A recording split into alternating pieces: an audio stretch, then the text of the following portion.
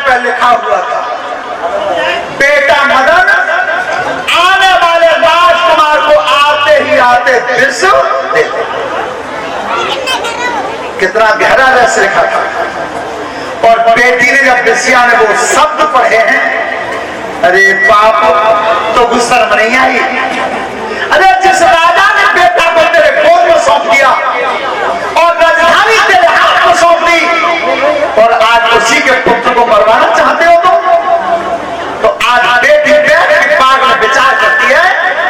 ध्यान रखना, आप पढ़ने वाले बच्चे ध्यान से सुने। वो चीज कौन सी है जो तुम्हारे पास नहीं होती तो विद्या तुम्हारा संग छोड़ती है? उसे कह दे कलम, पेंसिल। ध्यान, कलम पढ़ने वाले बच्चे पर जरूर होनी चाहिए दिन में लगी। अगर कलम को तुम त्यागते हो तो विद्या तुम्हें त्याग देगी। हमेशा कलम होनी चाहिए। लेकिन आज बेटी विचार करती है कि मेरी कलम आज घर पर रह गई, अब मैं चंद्रहास के प्राण बचाऊं तो बचाऊं कैसे? पर धन्यवाद बेटी की चतुराई को। सभी विद्या ध्यान से सुने, चतुर बनो तो इतनी बनो। क्या कहती है?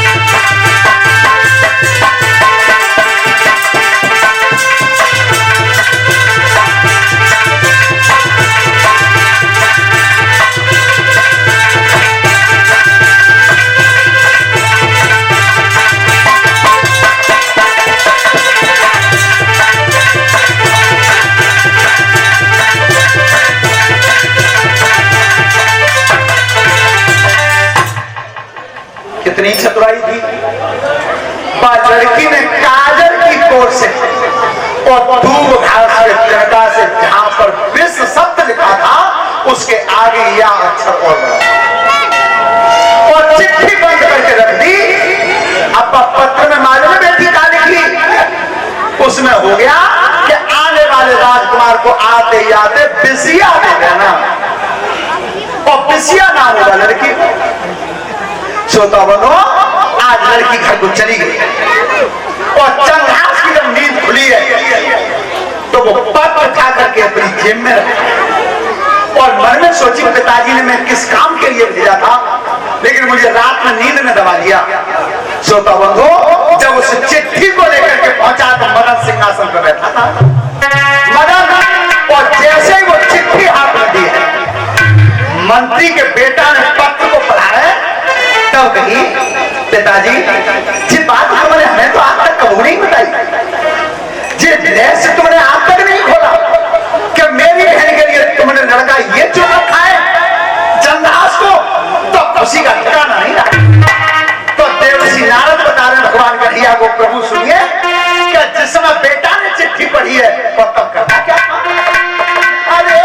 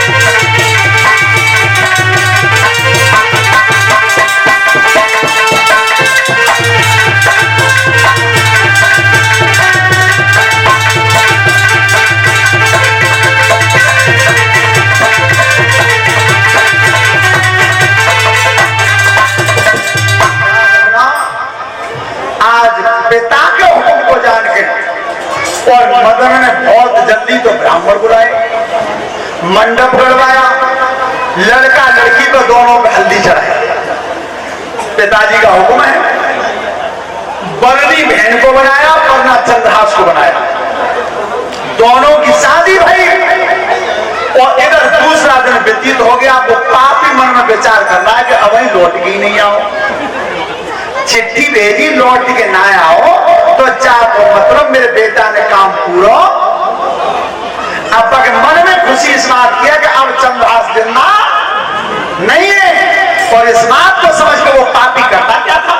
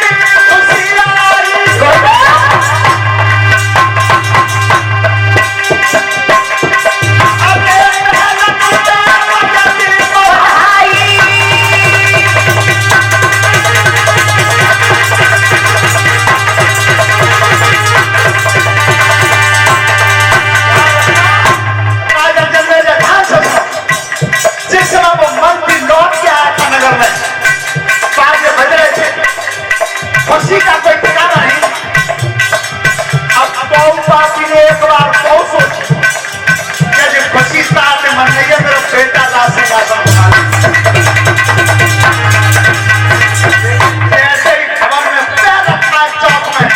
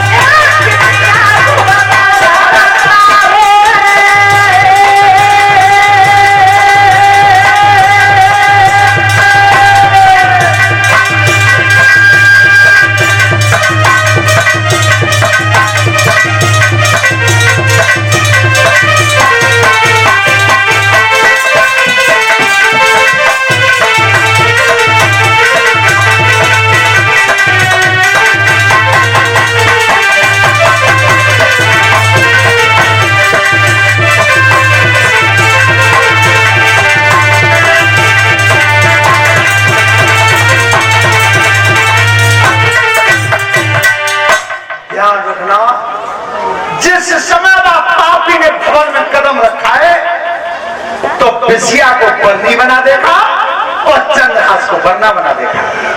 खुशी का ठिकाना नहीं ना। तो वह दुष्ट ने अपने पुत्र मदन को बुलाया, तेरे को आ जा कि ये कर्म तेरे आज भवन में करवाया तो करवाया किनके हुक्म से? दुष्ट, तो मैंने क्या बनाना चाहो और तू बनोगा है, वो कागज कहां है जो मैंने लिखा था? ध्यान रखना, अरे इंसान, तू अपने हाथों से क्या लिखता है? तेरी कलम को हमेशा लाल पेंसिल से काटा लिखकर वही पूरा होता है जो हमेशा ऊपर वाला होता है। लेकिन श्रोता बंधुओं, जिस समय वो कागज हाथ में दिया है, पिताजी सुनो, मैंने करो सुना, मैं प्यारे हुक्मों को पालन, मैंने तो तुम्हारे हुक्म को बजाया, मैं यही तो देखना चाहता हूं, वो मेरा हुक्म कहां है? श्रोता बंधुओं, जाकर वो कागज दिया है हाथ में, तो उस कागज में लिखा था कि बेटा मदन, आने वाले राजकुमार को आते ही आते बिसिया दे देना। अब कागज को हाथ में लेकर विचार करता है कि मैंने लिखा था कि आने वाले राजकुमार को बिस दे देना। अब नारद की बात याद आ रही है, नारद जी जो कह गए थे, श्रोता बंधो, तब वो दुष्ट विचार क्या करता है मन में?